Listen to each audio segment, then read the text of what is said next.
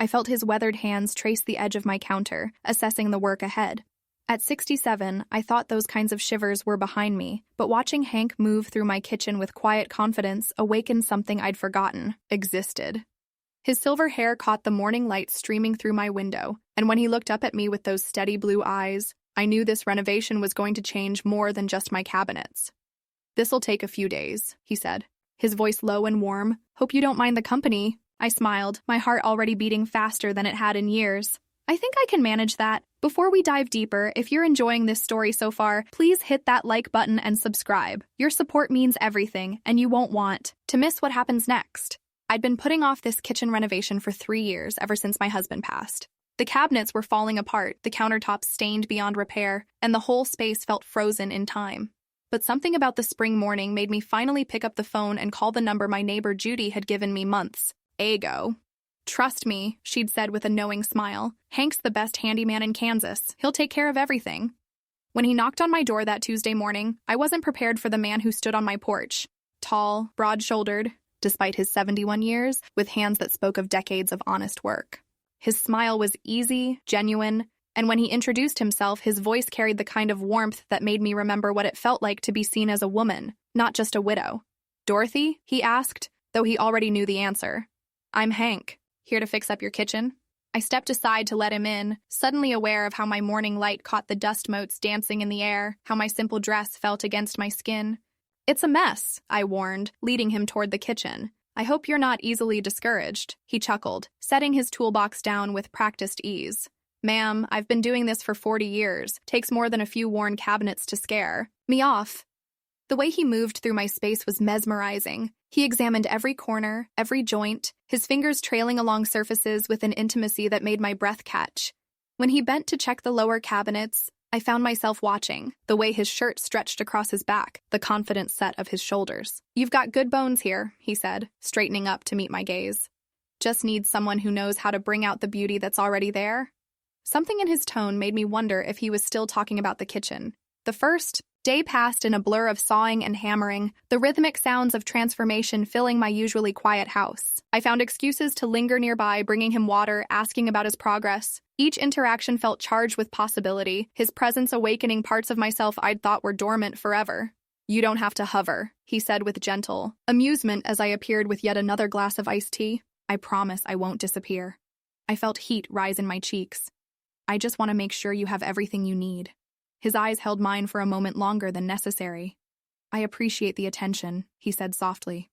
"It's been a while since someone cared about my comfort." By the second day, our conversations had grown more personal. As he worked, we talked about everything: our children, our losses, the way life had surprised us with its twists and turns.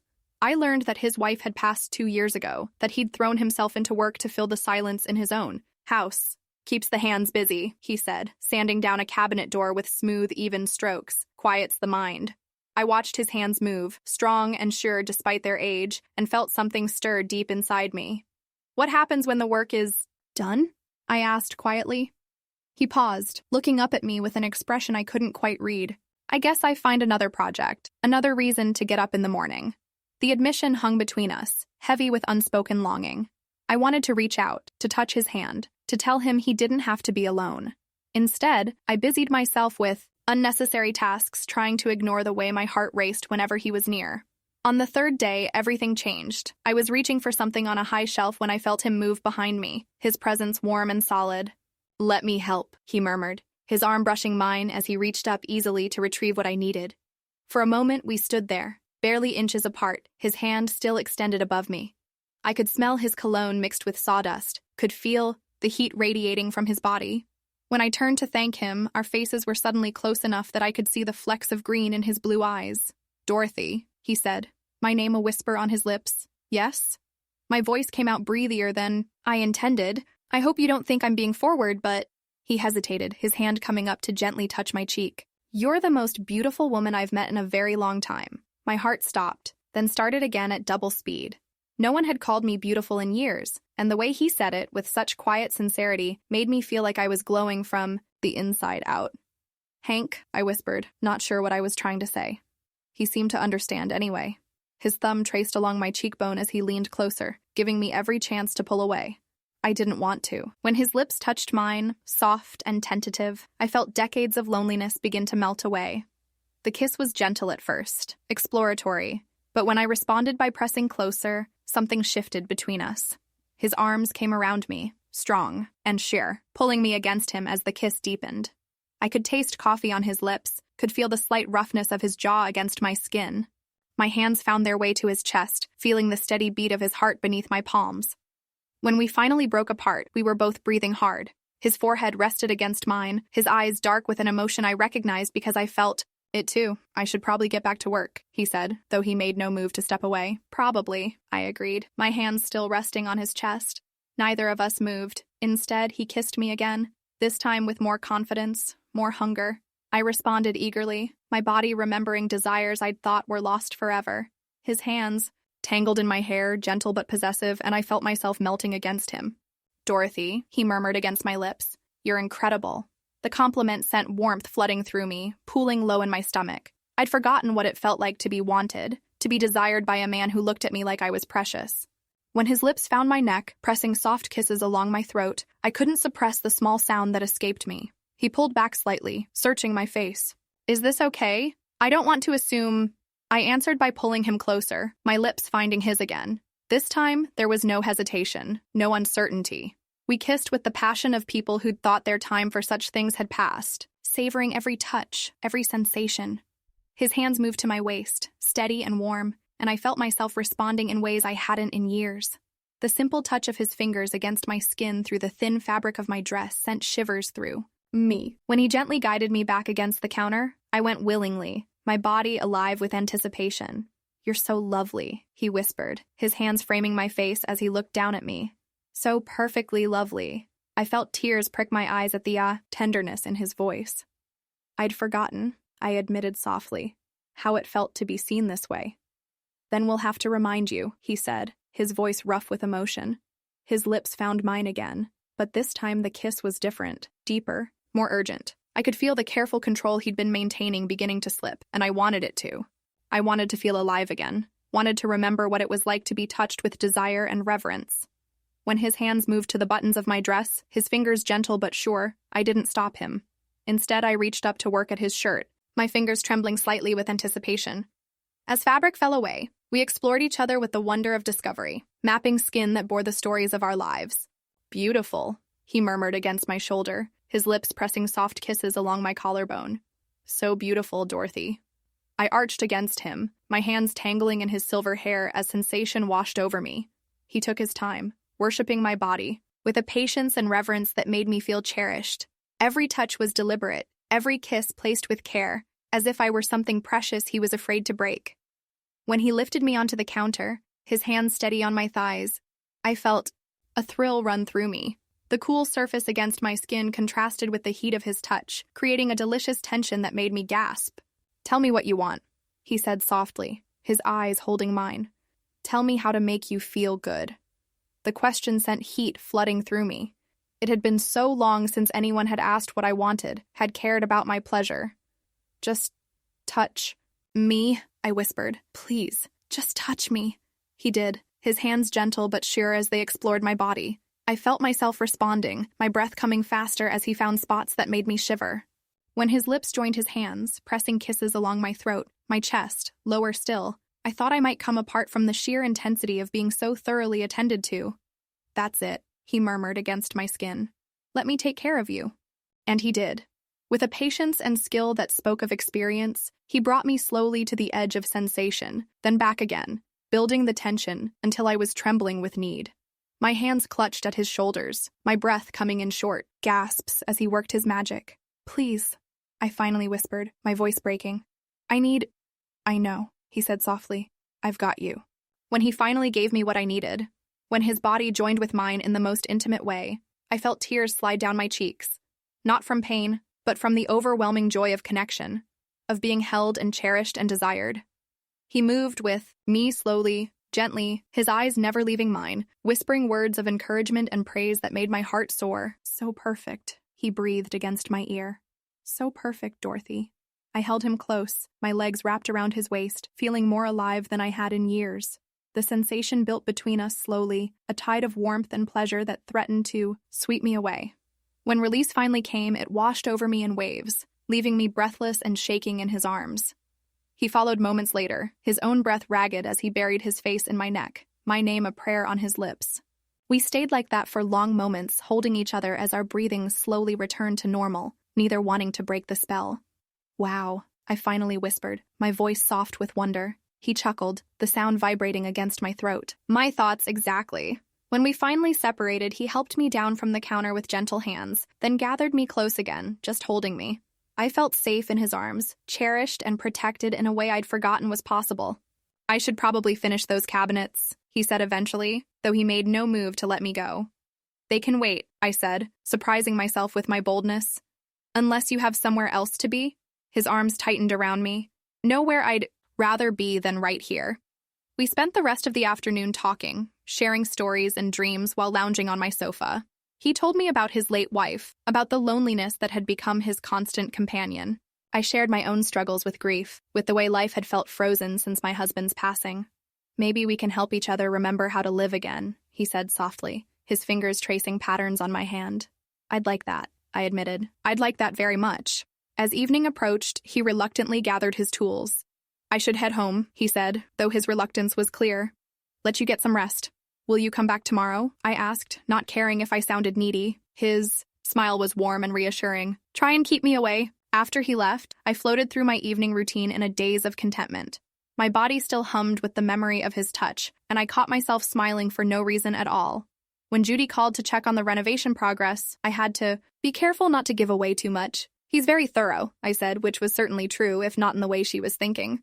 "I told you he was good," she said with satisfaction. "How much longer do you think it'll take?" "A few more days," I said, hoping it would be much longer. The next morning, I took extra care getting dressed, choosing a sundress that flattered my figure and made me feel confident. When Hank arrived, the heat in his eyes when he saw me confirmed I'd made the right choice. "Good morning, beautiful," he said, his voice warm with affection. "Good morning yourself, handsome," I replied, surprising myself with my flirtatiousness. We fell into an easy routine. He worked on the cabinets while I found excuses to be nearby, our conversations punctuated by stolen kisses and lingering touches. The kitchen was progressing beautifully, but I found myself hoping he'd find reasons to slow down. "You know," he said as he installed new hardware, "I could probably find a few more projects around here if you're interested. That loose banister, upstairs, maybe some touch-up painting?"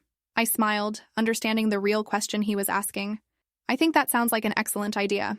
By lunchtime, we'd abandoned all pretense of maintaining professional distance. As I prepared sandwiches, he came up behind me, his arms wrapping around my waist as he nuzzled my neck. "You smell incredible," he murmured against my skin. I leaned back against him, savoring his warmth. "Keep that up, and lunch will get cold." "I can think of worse things," he said, his hands beginning to roam. This time, when passion overtook us, we made it upstairs to my bedroom. He undressed me slowly, reverently, his hands and lips worshipping every inch of skin he revealed. I did the same for him, marveling at the strength still evident in his mature body, the way he responded to my touch. "I can't believe how lucky I am," he whispered as he settled beside me on the bed, "to find you, to have this chance." "We're both lucky," I said, reaching up to stroke his cheek. "Sometimes life gives us second chances when we least expect them." Our lovemaking this time was different, less urgent, more exploratory.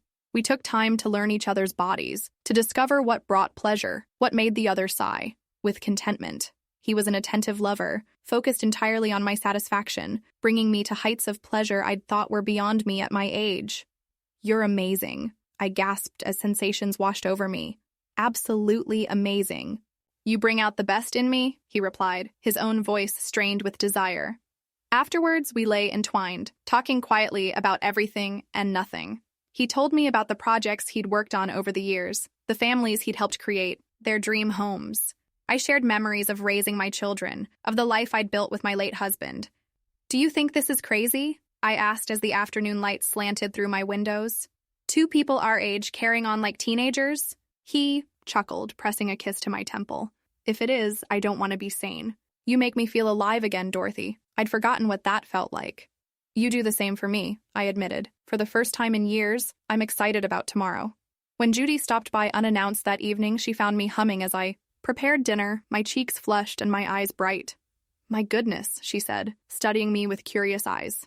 You look radiant. That handyman must be doing excellent work.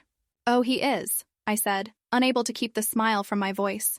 Very excellent work indeed. She raised an eyebrow but didn't press further, though I caught her glancing around as if looking for evidence of whatever had put such a spring in my step. The kitchen renovation stretched into a second week, then a third. Hank found increasingly creative reasons to extend his time at my house, and I was more than happy to approve every additional project he suggested. My home was becoming more beautiful with each passing day, but more importantly, so was my life. I've never felt this way before, Hank confided one evening as we sat on my back porch, watching the sunset paint the Kansas sky in shades of gold and pink. Even when I was young, even with my late wife, this feels different, deeper somehow. Squeezed his hand, understanding exactly what he meant. It's like we're getting the love story we were meant to have all along. Exactly, he said, bringing my hand to his lips. Like everything else was just preparation for this. As word spread about Hank's excellent work on my kitchen, other neighbors began inquiring about his services, but he turned them all down, claiming he was booked solid for the foreseeable future. The truth was, neither of us wanted our arrangement to end. I could find things to fix in this house for years, he told me one morning as we lingered in bed, the early light filtering through my curtains. I was hoping you'd say that, I replied, tracing patterns on his chest. I seem to have developed a preference for your particular expertise. He laughed, the sound rich and warm. I do pride myself on attention to detail. Among other things, I said, my hand wandering lower as I kissed his neck. The fire between us never seemed to dim. If anything, it grew stronger with each passing day, each new discovery about what brought the other pleasure. We made love with the passion of much younger people, but with the appreciation and skill that comes with experience. One evening, as we prepared dinner together in my newly renovated kitchen, Hank grew serious. Dorothy, he said, his hand stilling on the vegetables he'd been chopping. I need to tell you something. My heart skipped, fearing he was about to end whatever this was between us. What is it? I'm falling in love with you, he said simply. Actually, I think I already have fallen, completely, utterly, head over heels in love. Relief and joy flooded through me in equal measure. Oh, Hank, I breathed, moving into his arms. I love you too, so much it scares me sometimes. Scared? He asked, concern creasing his brow. Scared because I never thought I'd feel this way. Again, I explained. Scared because what if something happens? What if I lose this, lose you? He cupped my face in his hands, his eyes serious and warm. Life doesn't come with guarantees, sweetheart, but I can promise you this. For whatever time we have, I'm going to love you with everything I have, every day, every moment. Tears slipped down my cheeks as I kissed him, pouring all my love and gratitude into the connection between us. That's all anyone can ask for, I whispered against his lips. 3 months later, when Judy commented on how happy and energetic I seemed, I finally told her the truth about my handyman. You and Hank? She exclaimed, her eyes wide with surprise. But he's just, I thought he was only fixing your kitchen.